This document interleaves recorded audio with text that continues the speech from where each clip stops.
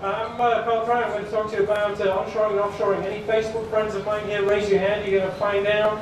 As they know already, I am not a apolitical being, so this can be controversial. I had some alternate titles for this slide deck. The first one I already did, so we'll skip that one. The second title was "This is my Jerry Maguire moment." I'm sure we've all seen the movie. Guys, you've seen it even for the football scenes. You'll understand what I mean in a moment. I also thought, well, third title is "And Candace's warm-up act." And I thought about putting Candace's picture on here, but I didn't have a permission, and I went and Googled bad girls, and I couldn't use any of those.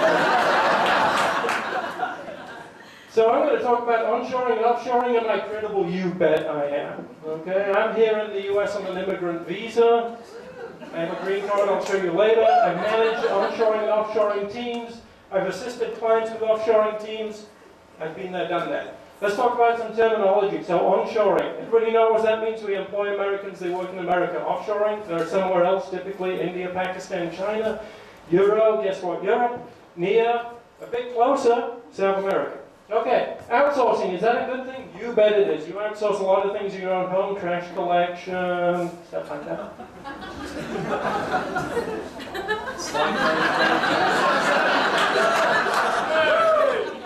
But is offshoring a good thing? No, I'm going to tell you, I don't think it's a good thing. I think it's generally bad. I'll give you some exceptions in a moment, but for me that's pretty much a bad thing. Especially in today's economy. Okay, we need American workers doing work in America.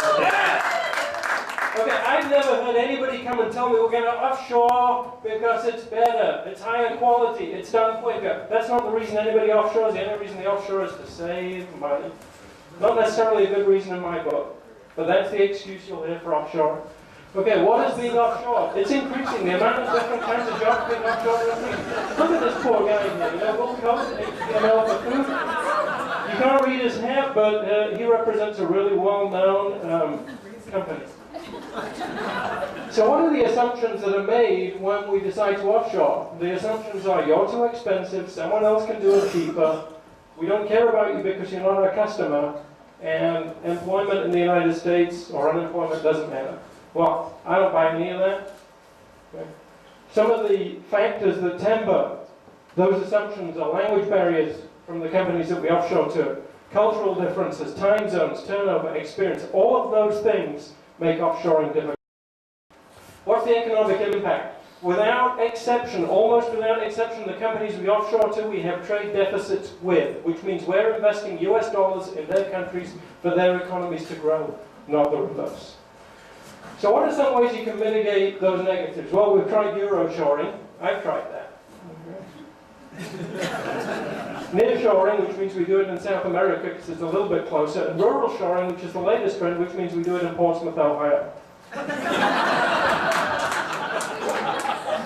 Okay, I'm going to say there are some exceptions to the rule. So if you represent a global company like Procter & Gamble, you need to be global. I'll give you a break there. But some companies, if you're doing business in the United States, you won't be offshoring. Is rural shoring the answer? I'm not sure about that. It's certainly a lot better than offshoring because we're employing Americans. The only problem with rural shoring right now is, you know, the people are only just getting trained to do programming after they were making steel and things like that. So the skill set's a little bit missing. So what is the answer? We need to retrain the unemployed workforce. So all those people who are in heavy manufacturing, that's not going to come back. We need to train those people. That's what rural shoring is about. We need to stop offshoring. I'm telling you right now, stop it. We need to get more people in this country with skills. My opinion, for what it's worth, to wrap up with, unless you're selling globally, employ Americans, pay them American dollars, let them contribute to the American economy.